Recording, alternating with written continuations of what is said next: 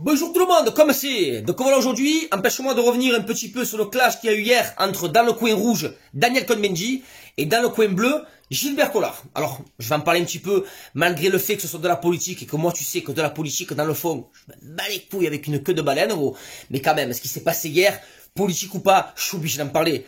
Non mais je suis obligé parce que moi déjà premièrement, j'ai vu des choses qui m'ont un petit peu énervé, alors que pourtant moi je prends une partie ni pour l'un ni pour l'autre. Après c'est vrai que j'ai un peu plus de mal avec Daniel Cohn-Bendji parce que c'est quand même un mec qui a des antécédents, qui a eu des propos pédophiles. Alors même s'il a jamais été accusé, mais en même temps, s'il a fait ses actes sur des enfants de 2-3 ans, je pense pas qu'il s'en rappelle, tu vois. Mais quand tu vois qu'il écrit un livre en 1975 qui s'appelle Le Grand Bazar et qui dit que souvent les enfants venaient lui ouvrir la baguette et le chatouiller un peu, c'est bizarre, tu vois. Ou quand tu vois encore mieux des passages télé sur apostrophe qu'il avait fait dans les années 80 où il avait dit ça. Il faut être honnête, sérieux. Un petit gosse. Moi, j'ai travaillé avec avant, les tout petits, là, les tout petits, c'est autre chose, mais avec des gosses qui avaient entre 4 et 6 ans. Bah, vous savez, quand une petite fille de 5 ans et demi, commence à vous déshabiller, oula, c'est fantastique. Donc après, je sais pas vous, mais moi perso, je trouve ça scandaleux qu'un mec qui est dit ouvertement, qui s'était fait déshabiller par une fille de 5 ans et qui avait trouvé ça fantastique, soit encore présent aujourd'hui sur des plateaux télé. Non mais sans déconner, surtout que le seul argument du mec, c'est de dire ouais mais à l'époque j'avais dit ça pour choquer les bourgeois. Pour choquer les bourgeois. Ah bon? Et tu avais que ça à dire? Je veux dire, même moi demain si je veux choquer, mais jamais il me viendrait à l'esprit une seule seconde de dire ouais ben figure-toi que mon fils il m'a tripoté un peu la teub. Jamais gros. Faut être un peu psy dans sa tête, on est d'accord ou pas? Donc c'est pour ça que déjà d'être très moi avec lui, j'ai du mal. Donc après, de quoi il est parti le clash? Le clash, il est parti qu'en fait, il y a Collard qui était un peu colère. Hein, oui, il était colère, Collard. On va l'appeler Gilbert Colère. En plus, ça rime. Il a commencé à s'énerver parce qu'il a dit que ils ont présenté Daniel Cohn-Bendji comme un simple témoin, alors que rien à voir. Pour lui, c'était quelqu'un qui faisait partie du mouvement La République en marche. Et quelque part, il a un petit peu raison, parce que il faut savoir que Daniel Cohn-Bendji a activement œuvré, qui a participé à la campagne de Macron aux dernières présidentielles. Donc c'est pour ça, je peux comprendre sa colère. Donc après il a commencé à dire ouais, et vous êtes des faux culs, et tu es de trop. Ça a commencé à s'envenimer, et la première insulte elle arrive assez violente de Dany là, Dany le pédo, qui a commencé à dire ferme ta gueule, connard. Et regarde, je vais te mettre le passage, au moins tu pourras pas dire qu'on a inventé, je te mets le passage en vidéo.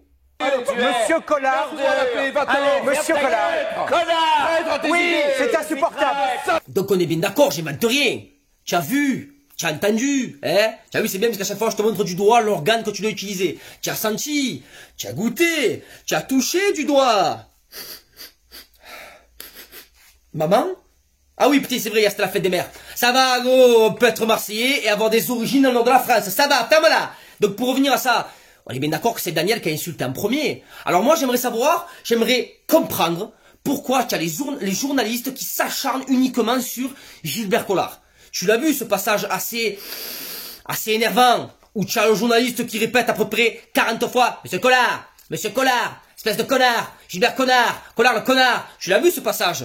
Pourquoi il finit par dire « Vous n'êtes pas autorisé à insulter quiconque sur ce plateau ». Pourquoi il s'adresse uniquement à lui quand il dit ça? Et pourquoi tu as pris l'autre journaliste qui enchérit en disant « C'est votre manière de faire de la politique ». Hein? Hashtag Ségolène Royal. Pourquoi en fait? Non mais pourquoi tu te permets, toi, un journaliste qui doit avoir une certaine neutralité, hein, qui doit être neutre, même on va dire les choses, pourquoi tu te permets de prendre parti pour Daniel en disant uniquement à Collard de se calmer? Pourquoi? Ça franchement, c'est un truc que je comprends pas. Pourtant, je te répète que moi, je suis extérieur, je suis neutre, j'ai pas voté. Mais là, j'ai pas compris, gros. Et là, franchement, c'est flagrant. Regarde, je te mets la vidéo, c'est flagrant. C'est de la manipulation médiatique, en fait. Non mais c'est vraiment ça. Ils veulent essayer de te faire prendre ils veulent essayer de te faire... Eh, va niquer ta mère. Regarde la vidéo, voilà, regarde la vidéo, tu vas comprendre. C'est insupportable. Monsieur Collard, Monsieur Collard, vous n'êtes pas autorisé à insulter. Monsieur Collard, vous n'êtes pas autorisé à insulter quiconque sur ce plateau. Se vendu à Macron. Monsieur Collard, Il m'a insulté. Quand vous reprendrez l'écoute, vous verrez que ce Monsieur Collard, s'il vous plaît, Gilbert Collard, c'est votre façon de faire la politique. On est d'accord, ça crève les yeux. Tu as les journalistes qui veulent faire passer Collard pour le méchant. Et je te le dis franchement, ça me gonfle. Pas parce que c'est Collard, hein, mais parce que en tant que journaliste, tu n'as pas à faire ça, point barre. Sinon, ça s'appelle de la propagande. Un peu comme quand tous les jours, j'allume ma box et que systématiquement, ça me met sur la chaîne BFM TV, gros, c'est pareil. Propagande. La chaîne d'infos plus que douteuse où les journalistes qui y travaillent font la bise à Macron. Eh oui, mais à un moment donné, faut arrêter. Alors après, moi, je te le dis franchement, ce qui m'a le plus choqué dans ce débat, c'est que les mecs, ils ont passé quasiment toute leur vie à faire de la politique. Ils ont 75 ans en moyenne. Ils sont pères de famille, certainement grands-pères de famille, peut-être même arrière-grands-parents. Je te dis, bon, les mecs, quand même, ils ont la sagesse. Mais quelle sagesse, gros, tu les as vus, on aurait dit des collégiens dans une cour de récréation. Honteux, ils étaient, et c'est lui qui a commencé, vous verrez quand vous réécouterez, c'est pas moi, et c'est un crétin, et nanani, nanana. Oh, mais on est où, là?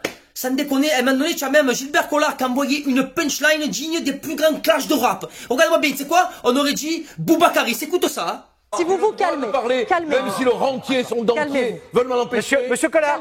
J'ai le droit de m'exprimer même si le rentier avec son dentier veut m'en empêcher. Alors je te dis franchement, demain, j'entends ça dans Planète Rap sur Skyrock, en mode j'ai le droit d'exprimer même si le rentier avec son dentier veut m'en empêcher.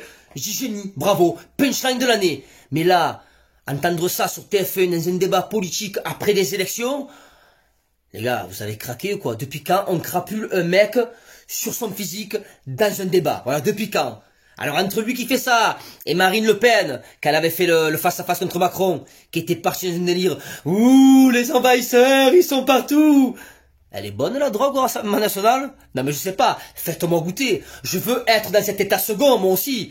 Faut pas déconner. Après tu vois, des fois je culpabilise parce que je vais pas voter, parce que moi tu le sais, je m'en cache pas, je vote pas, voilà non, j'ai pas le temps, ça m'intéresse pas, quand j'écoute les débats et tout, pour moi c'est tous les mêmes. Tous les mêmes. Pour moi, quand tu vas voter, c'est un peu comme quand tu vas dans une soirée échangiste et tu choisis qui c'est qui va t'enculer, tu sais. Et moi, perso, les soirées échangistes, j'y vais pas. Donc c'est pour ça. Mais des fois, tu culpabilises un peu, tu sais. Il y a des gens qui viennent te voir, ils te disent, oh, Greg, quand même, ta mère, souvent c'est ta mère. Greg, quand même, faut voter, attends. Voter, c'est un droit, mais c'est avant tout un devoir. Il y en a qui sont battus pour ça. Il y en a qui sont morts pour ça. Tu dois voter. La démocratie. Tu sais, ils sont pleins de, ils s'énervent, ils montent crescendo. Et moi, je dis, ouais, non, c'est vrai, dans le fond, tu as raison. Mais je m'en bats les couilles. Voilà. Mais quand je vois des gens comme ça, mais je me dis, putain, mais j'ai bien fait de pas aller voter. Me lever le matin pour aller voter pour des gens comme ça qui sont même pas dans le même monde que nous. Mais je repasse à plein de trucs. Jean-Marc Copé, là, qui avait dit, oui, 30 centimes le pain au chocolat. L'autre député, qui avait dit, oui, avec 6 000 €, on survit. On ne vit pas, on survit. Des fois, je suis obligé de manger des pâtes. L'autre, Daniel Obono, qui avait dit, alors moi, écoutez, la chanson Nique la France, j'adore. Par contre, dire vive la France, j'ai du mal. J'arrive pas, tu vois, et même toutes les histoires qu'il y a dans la politique, Sarko, l'affaire Bettencourt, François Fillon, emploi fictif, Marine Le Pen, détournement de fonds, et en plus, elle va pas au commissariat, pourquoi? Parce que immunité parlementaire, Mélenchon, tu fais une perquis chez lui, c'est l'affaire du siècle, l'État, c'est moi, il se prend pour Louis XIV, l'histoire de Macron avec Benalla, il fait ce qu'il veut, usurpation d'identité, usurpation de fonction, de faux passeports à cette heure-ci, on sait même pas où il est.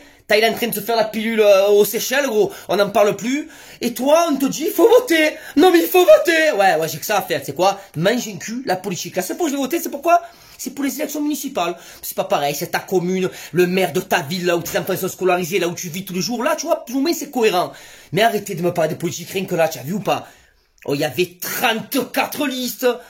34, gros. T'imagines si tu prends toutes les bulletins comme ça, tu sais plus où tu vas. Déconne pas, tellement que tout le monde veut croquer dans le gâteau. Donc c'est pour ça, les gars, laissez-moi tranquille. Voilà, hier, je regardais ça, ça m'a bien fait rire. Mais après, en y pensant, j'ai dit, putain, mais quand même, après, ils sont en train de te parler de, ouais, les gilets jaunes, ils nous font remarquer dans la France entière. Vous faites pas remarquer, vous faites pas remarquer, les gars. Allez, arrêtez-vous tranquille, laissez-moi tranquille avec toutes ces histoires de politique. J'ai pas le temps, j'ai des enfants à éduquer, j'ai un travail à faire, j'ai un avenir à construire. Mangez le cul, la politique, hein? Allez, je te fais une bise, bonne journée, ciao, ciao.